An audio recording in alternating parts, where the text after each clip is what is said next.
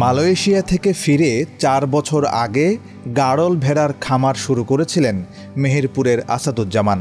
প্রথম দিকে টানা লোকসানে দিশেহারা হলেও দুম্বা ও গাড়ল ক্রসের মাধ্যমে সম্পূর্ণ নতুন জাত উদ্ভাবন করে বদলে ফেলেছেন নিজের ভাগ্য। ৩০টা ছাগল তুলি আর ৪০টা গাড়ল তুলি, তোলার পরে আর ৮টা গরু ছিল।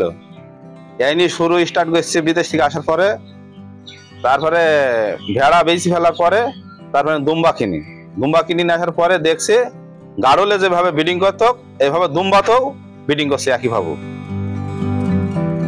প্রথমে নাটোর থেকে ২টি দুম্বা সংগ্রহ করে গাড়লের সাথে প্রাকৃতিক সংকরায়ন করান তিনি। এতে বিস্ময়করভাবে জন্ম নেয় নতুন ক্রস জাত। মাত্র ৩ মাসে জন্ম নেওয়া প্রতিটি বাচ্চার ওজন হয়ে যায় ৩০ থেকে ৪০ কেজি। দেখতে আকর্ষণীয় এই জাত দ্রুত বাড়ে এবং বাজারে বিক্রি হয় ভালো দামে। এই বাচ্চাটা দুম্বার বরাতের বাচ্চা, দুম্বা গাড়লে এই দেখেন পাখি যেরকম মাপ চাই, আর এর ওজন বডি ওয়েট দেখেন, এই দেখেন বয়স ৪ মাস।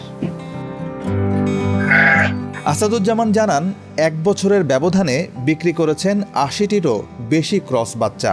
বর্তমানে তার খামারে আছে প্রায় ৮০টি মা গাড়ল ও কয়েকটি পুরুষ দুম্বা। প্রতিদিন জন্ম নিচ্ছে নতুন নতুন বাচ্চা।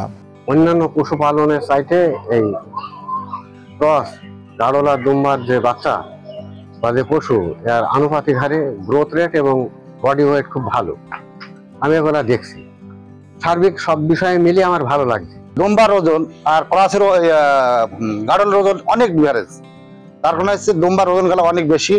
এখন যদি আমরা এইভাবে মানে প্রযুক্তি হিসাবে যদি কাজ করি তাহলে আমরা অনেক ডেভেলপমেন্ট হতে পারবো। আমরা দেশে ছাগল ভেড়া পুষি, তাতে যা প্রবৃদ্ধি তার চাই এই আসাদ যে জাতের ভেড়া দুম্বা এগুলা পুষছে তার প্রবৃদ্ধি অনেক দ্রুত হয়েছে আমাদের চোখের সামনে। এটা তো এই দেখি আমি নিজে উৎসাহিত এবং আমি এটা পোষার সিদ্ধান্ত করেছি। হ্যাঁ, ঘরও করে ফেলেছি, আর আশপাশের লোককেও আমি উৎসাহিত করার চেষ্টা করছি, তারাও যাতে এই কাজটাকে বাইছে নেয়।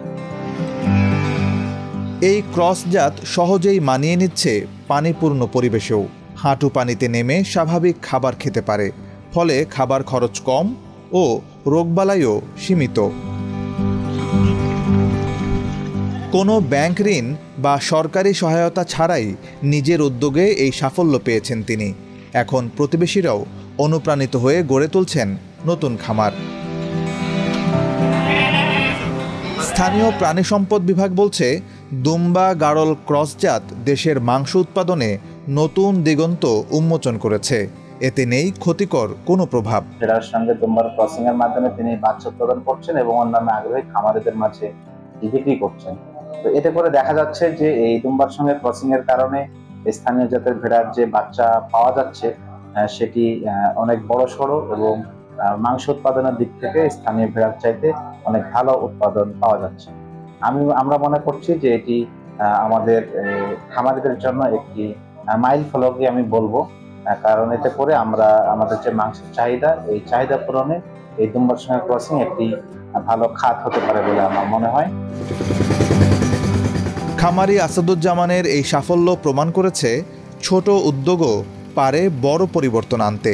দুম্বা গাড়ল ক্রস জাত শুধু মাংসের ঘাটতি পূরণ করবে না, খামারিদের জন্য খুলে দিচ্ছে বাড়তি আয়ের সম্ভাবনা।